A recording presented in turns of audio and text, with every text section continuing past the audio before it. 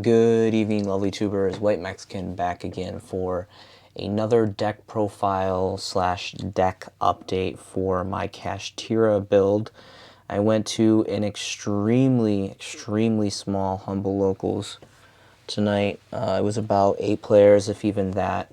Ended up getting 4th place, and I changed the build slightly. I have a lot of branded Despia and Labyrinth players here locally, so I did change the side deck slightly to curtail more towards those decks.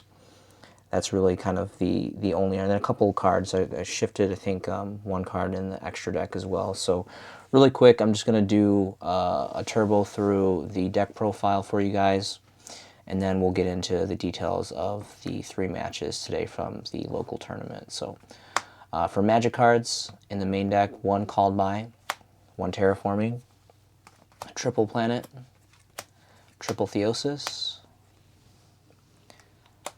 Triple Birth, Triple Dimensional Fissure. This is like a white Mexican staple. I really love this. This stops Valor, it stops Crow, it stops Droll. For those crazy players who are playing Ghost Ogre, it stops that as well. Really blowout. Absolutely love this card. I really think cash players who are not maining this are really sleeping on it. Really good. I did change Cosmic to 3. And again, with all the runic stuff, with all the so many names in Yu-Gi-Oh! Horus stuff. This is primarily for Horus and for Centurion, for the field spell to stop you. You know, they have their field spell. They try to Calamities lock you by syncering on your turn. You drop this on, you know, the draw phase and stopping that. Again, also really good against the Fountain for Runic, and then also for Sarcophagus for the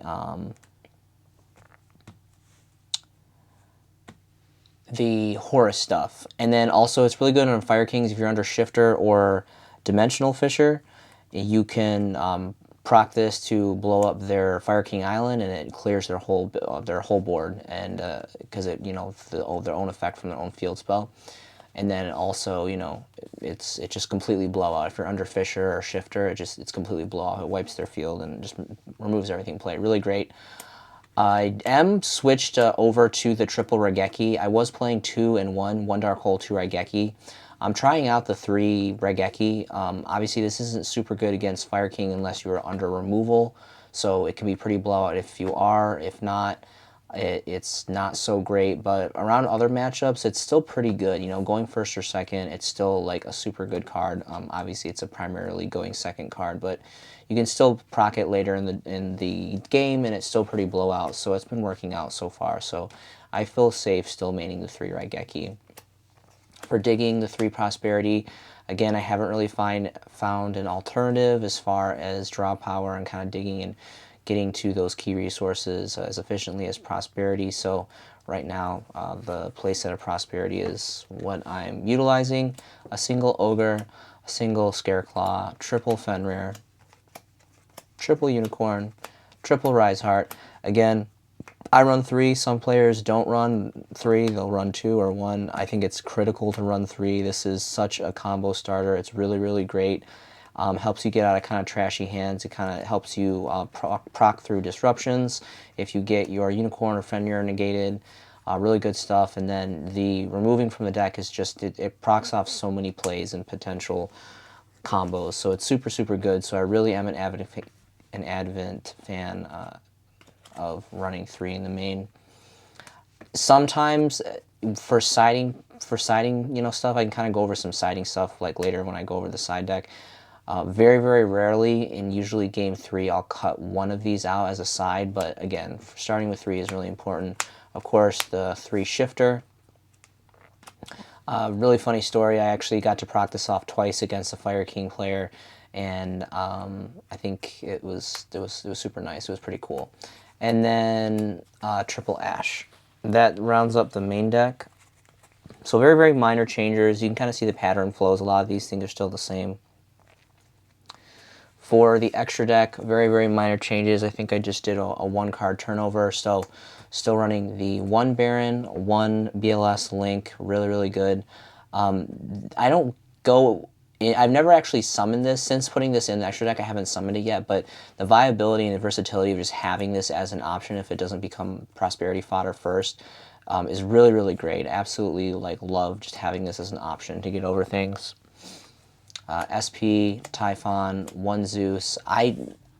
This almost always, I mean, it literally does. This is always fodder. This is pretty much at this point just in for prosperity fodder. Since really playing this deck, I've little to never, probably more than likely never, ever, ever gone into Zeus. This is really just prosperity fodder at this point. But, you know, it's Zeus, so kind of just have it in. Probably, out of all the cards that are on this extra deck list, this is definitely, like, a high priority one for being cut. But for right now, it's just kind of filler. So, anyway, double Shangira. If anything, I'd probably, like... If I was to cut this Zeus, it would be for a 3rd Shangira, personally, for me. But anyway, double Shangira, double Big Eye, and I switched back to triple Red Eyes Dark Flare, Red Eyes Flare Metal Dragon. This card is super, it's super good. It's a good time card. Kashtira puts a lot of damage on board very quickly, so you can easily, you know, do your combo, put big bodies on the field, attack your opponent directly for almost, you know, 8k damage, and then you go to main phase 2, and as long as, you know, you're really careful, you got to be very, very careful because Nibiru is completely blowout against this deck. But if you're playing it smart and cut through to jump around Nibiru, dropping 1 of these or even 2 of these is just so detrimental. If you couldn't hit for too much damage, going for 2, it's just super ridiculous. You don't really summon more than 2. The majority of the time you'll just summon 1. That's why this one is just basically, again, like, prosperity. There is 3 prosperity in this build, so a lot of these things like Zeus, like the 3rd Red Eyes, is becoming, you know, fodder. The Baron is almost always fodder for prosperity because, you know, you pretty much just go into Baron if you had a huge disruption during your turn or you're losing. It's really like a last-ditch resort with the normal summoning the Ash. And then I'm still very, very key on running the 3 Dark Arm. This card is just completely blowout.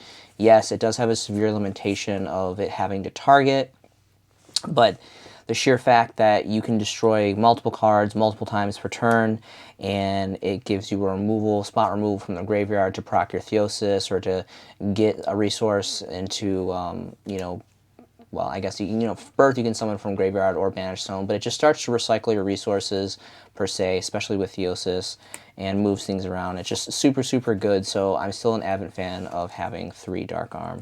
That's going to be all for the extra deck. Moving on to the side stayed relatively the same. I'm always proccing 3 Lava Golem. I don't care what anyone says. This is one of the best going second cards of all time. And I tend to lean, a lot of my side deck is geared towards going second. This build is kind of a little different. It's maybe kind of like more half and half, going first cards and going second cards. But for going second, this is the king. This is the MVP, just like evenly matched. I really, really believe in having 3 Lava Golem. This spot removal is just, it's just insurmountable. It's so, so good. The 1 Rivalry of the Warlords, because all the Kashtira monsters are psychic, besides Rise Heart, so that's super, super good. That's a going first card, obviously. The 1 Solemn Scolding. I did bump D-Barrier back up to 2, again, with Centurion needing their Synchros and Randa Despia needing their Fusions, and amongst, you know, other decks, you know, that are very XYZ dependent and such. This is just too good. This is one of the best going first cards ever. You know, there's really not a lot of ways to stop it. If they try to destroy it while it's face down, you just, you know, chain it. You know, if you get, like, evenly matched, if you get Harpy's Feather Dustered, whatever it may be, you know, if this is 2002 and you're getting Heavy Stormed, you know, this card wasn't in existence back then, but in this, you know, mystery timeline, you chain it and you proc it from the future, and it's just completely blowout. And I really like these quarter centuries. I've been on the process of updating a lot of my stuff into quarter century, and I like it a lot. So it's happy to actually, you know, utilize more than 1 now. Same with Shadow Imprisoning Mirror. So I was running these as 1 and 1. I bumped them to 2. Again, Labyrinth branded Despia is still really, really popular in my locals, and this is curtailed specifically to here, my upstate New York locals medicine, and this card's super blowout. I mean, I know there's Cosmic in the mix, there's Harpy's Feather Duster, there's a lot of, destruction effects going on, but if you can keep this on the field, it's pretty much just game over at that point. It's really, really strong, it's really good, specifically against those decks, and I like that for that. 3 Judgment. Now, I'm going to change these out. I discovered when I was the whole theory behind the side is, this is obviously for going first, for protection, because evenly matched is probably the biggest weak point when I'm, set up a board, Cashier drops a big board, and then they have blowout cards like Harpy's Feather Duster, Nibiru. I personally play around Nibiru. I little to never summon more than 4 times per turn. That's just kind of my personal play style, so I'm not very concerned with Nibiru. But as far as Harpy's Feather Duster and evenly matched, that's a completely different story. So that's specifically why I side these 4, the 1 and 3 of 4 protection, to protect my things like my 1 of Rivalry or my Shadow Imprisonings or whatever have you. These are obviously chainable, so they don't really need protection because you can just proc them off regardless. So that's kind of the theory behind that. You need the protection because there's just so many board breakers against Kashtira. However, I already ordered them. I don't know where they went. I used to have tons and tons and tons because I invested very heavily in the original print of the card is a rare from the Duelist Genesis, and it's called Mind Over Matter. And what it is, it's a counter trap that you tribute a psychic monster. So you tribute a psychic monster, and you can negate a magic card, a trap card, or a normal or special summon of a monster, negate and destroy. So pretty much borderline damn near an Omni negate, super, super good. Again, it is a counter trap, so it can only be chained to by another counter trap. And again, all of the Kashtira monsters besides Riseheart are psychic. Unicorn is psychic, Fenrir is psychic, Kashtira is Scareclaw is psychic, Ogre is psychic. They're all psychic. So you have endless amounts of supply for the fodder, for the counter trap, and it literally just stops everything. And you don't have to pay half your life points. Even though Judgment is, like an OG, it's super cool artwork, and it's a really good card. When you're like me and your playstyle usually eats up a lot of time and you almost go to the end of time and almost every match, you don't want to be cutting your life points in half. Even when you're going first, you have to have these to protect. The perfect example on Sunday, I lost to a Centurion player because I had my whole board set up, and then I had this Scolding set, and I don't remember exactly what card he played. I think he summoned an SP, and I pretty much stopped everything, but then he ended up going for an SP play. I negated the summon of the SP by, ripping for 3k life. And then I ended up losing because he summoned the 35 beater and some other monster and ended up attacking me for game because I paid the 3,000 from this. This is even worse because you lose potentially 4,000 if it's the beginning of the duel, and I just really don't like that for time purposes. So again, Mind Over Matter, it's a super old school rare card from Duelist Genesis. It's really, really, really good. I think that it is a really good alternative to at least to replace the 3 judgments for the 3 Mind Over Matter, and then maybe potentially having this as a 1 of. But I'm not sure about this. I'm thinking about even cutting the Scolding because the idea of just paying 3,000 is just very, very expensive to me, especially in time. So when I actually get my Mind Over Matters, I'm definitely going to be running 3, replacing the Judgment, and then either continuing to play the Scolding or replacing the Scolding with 1 Dark Bribe. I really don't like how Dark Bribe gives my opponent a +1 potentially, or essentially like you burn 1, use 1. But because they could, use that resource, but it is a counter trap as well, and it does stop, any magic, any trap. So it can stop a Harpy's Feather Duster, it can stop an Evenly Match, where there are 2 cards that are like really big blowout, when I have my floodgates out. So that's kind of like the transition right now. This is kind of, I have this because this is what I have, but eventually, again, I will be transitioning to 3 Mind Over Matter and potentially a Dark Bribe that's going to replace those 4. And then, of course, Evenly Matched, just like Lava Golem, one of the best going second cards of all time, as long as your opponent isn't playing, you know, stage rotation or whatever it is, this card is always just blowout. You always want to see it. It's really, really good. So that is the side. And then, okay, so that's the whole deck. Really quick, I'll go over the matchup. So again, it was a very, very small tournament. There was 3 rounds. I don't even know how I got 4th place because I lost 2 of my rounds. So somehow I still ended up getting 4th place and getting prize support, which is just unheard of. I don't know how that worked. But my first matchup was against Runic Chimera. We went to 3 games. I ended up losing to time in the 3rd game because I was going first and my opponent chained Ghost Sisters and Spooky Dogwood to the effect of me summoning my Rise Heart from my hand. So he ended up gaining 1,500 life points and we went to time. So I ended up losing that because time for life points. The second round was against a pure Fire Kings build, and I open shifter. We went to 2 games. I open shifter. I lost a dice roll. I open shifter. Game 1 on his turn, shifted. He passed. Put all my bodies on board. Full combo. Attacked him for over 8k. Went to game 2. He decided to go first again. I happened to just open shifter. And my theory is, I think because I have 20 quarter century secret rare shifters, I think they're just like, they floated to the top of my deck because they're just such a beautiful rarity, and I'm so proud of them. They really came in for the win and they just floated to the top of the deck, and it was super unfair. It was super ridiculous. I just shifted twice and then OTK'd both times right after, so that was kind of wild. And then round 3 was against a Centurion Calamities Turbo. We went to game 3, 3 games, and I ended up losing the final game. We almost went to time. I was down by 500 life points when we had like less than a minute left in the game. But he was able to, you know, proc off a play and go, and he would have won anyway because he would have hit for more damage beyond just the 500 that I was down when we finally like ran out of time the minute later. But I did brick. My opening hand, I don't remember specifically what it was, but it was somewhere on the lines of, it was game 3. I was obviously going first. I opened up 2 planets, 1 Theosis, 1 Cosmic, and a Terraforming. So literally, there was, out of the 5 cards I drew, I could only play 3 of them once, essentially, or use 1 of them one time, being that I essentially had 3 planets because I got 2 and 1 Terraforming.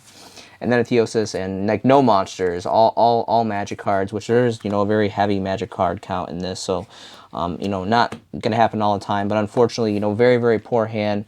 And I was actually able to grind it out pretty well until like the very, very end. Again, we went to the last minute of the game before I finally just, you know, could not resist anymore and ended up losing to the Centurion player. So that was the rounds.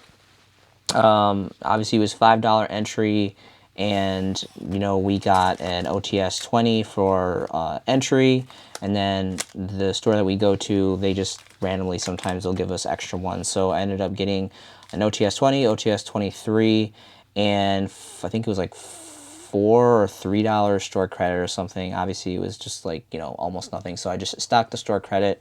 And then I also picked up a colorless and a Super Herald. You know, a lot of people just leave stuff on the table and they just don't care about it, but I really like this card in Super. This is really, really good, and I just think this card looks gorgeous in Super, so it was cool to have a free cop on that. And I actually need 1 more of these. One of my friends who plays Dark World, he gave me one of his colorless, one of his extras, and then I got this one for free. This was tabletop free goodness here, so that's my second one. I just need 1 more, so pretty cool. You know, I'm an avid Dark World player, so tap the mat for good luck. So that was pretty cool. And we're going to go ahead and we're going to open these OTS packs now for you guys as the final showcase for this probably way too long video. Soul of the Supreme King, I don't really know what that's all about, but some kind of random super. And for the OTS 20, we have another Herald. Pretty cool. King of the Swamp. This used to be, you know, pretty good money back in the day before all the crazy reprints during Tier Elements and all that. So really cool. You know, just a super, but what a super to have. Again, I'm borderline obsessed with hand traps and super rare, so that's really cool.